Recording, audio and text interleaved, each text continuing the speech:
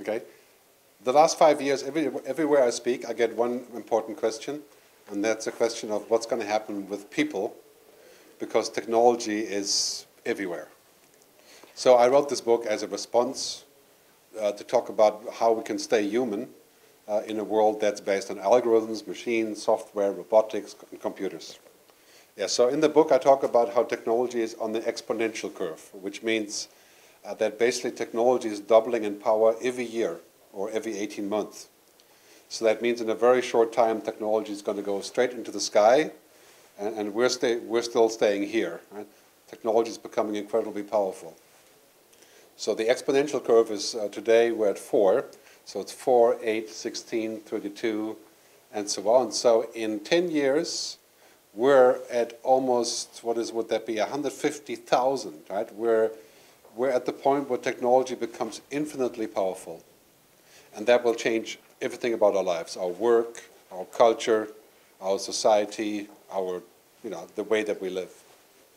Okay? And in the book, I also talk about happiness, which is an important factor of technology, right? So basically, happiness is a human thing that's not an algorithm. Right? Happiness is not an app. Right? Happiness is a human process that requires humanity. And this is a very big topic. How can we be happy in a world where everything is based on algorithms and logic and efficiency? So the good thing about technology is that it will solve many problems. Climate change, energy, food, water, disease. Right? That's the good thing. I'll talk about that first. And the bad thing is that we become very dependent on technology.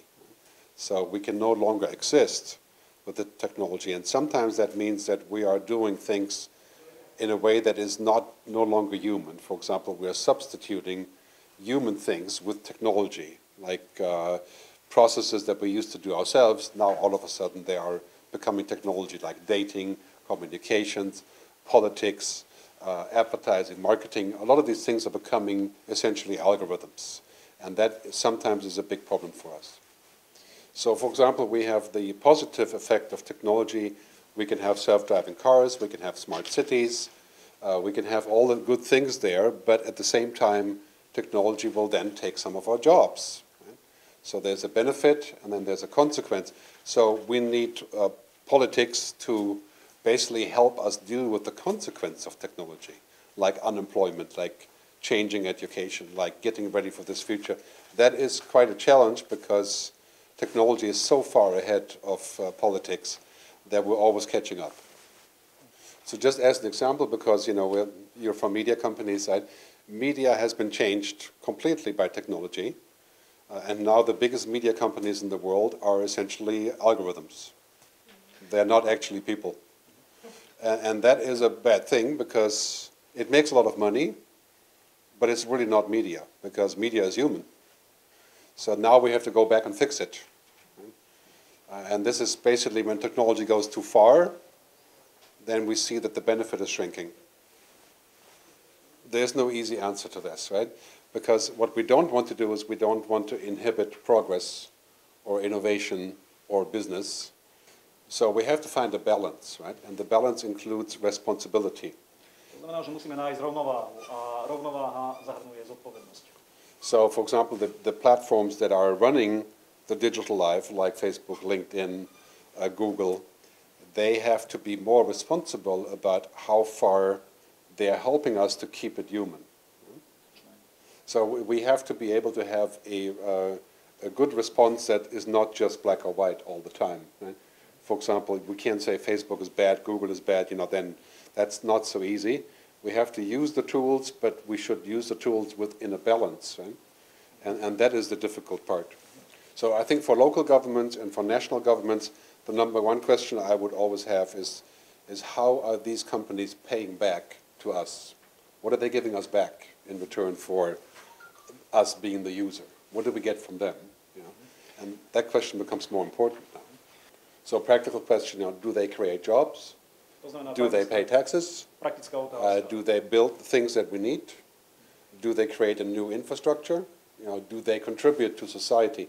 Because in many of the Silicon Valley companies, they take the top off the society, and then they move on to the next top. Right?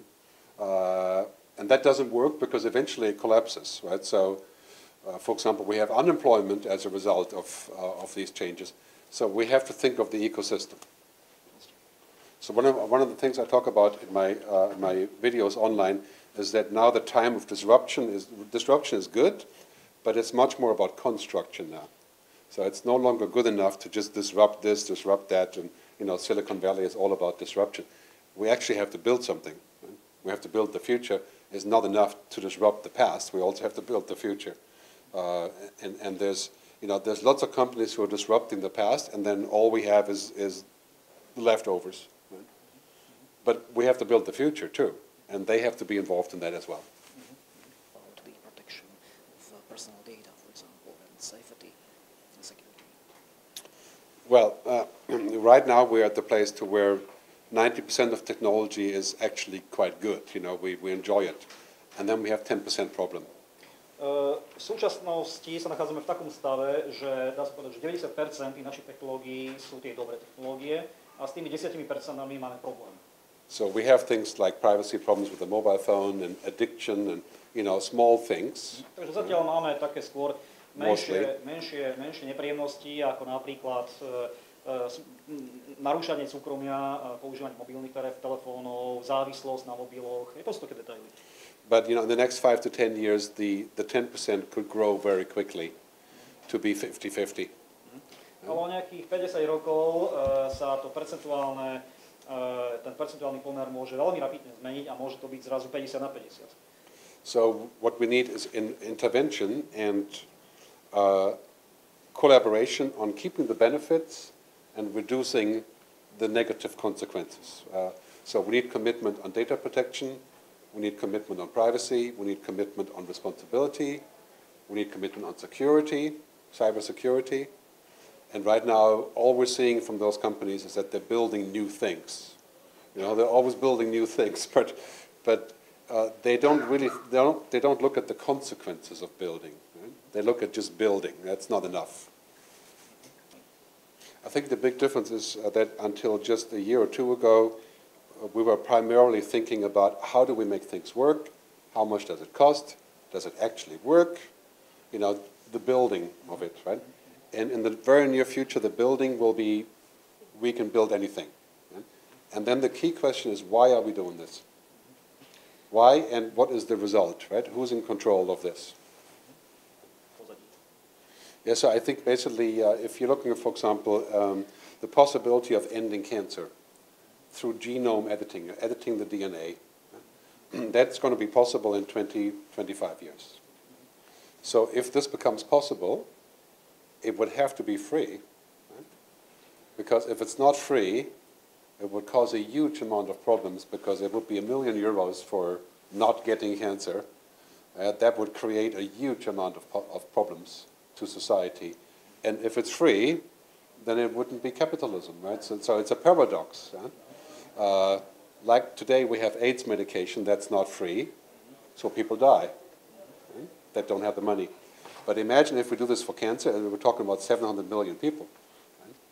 So just to finish the topic, today we have one objective in the markets, and that is profit and growth. In the future, we can't do this because technology makes an unlimited amount of potential possible. So then we have to go to what's called the triple bottom line, right, which is people, planet, profit, right? Three things. So this is a huge political change, right? Because the danger is otherwise that we sell everything, right? We sell cancer therapy, we sell artificial intelligence, we sell automated drones, we sell everything, right? Because it makes money, it eventually explodes, right? And that is a big issue. So that everything has become automated, right? And that is a world that does not have much humanism left. I don't think it's going to happen, but that is the worst case, right?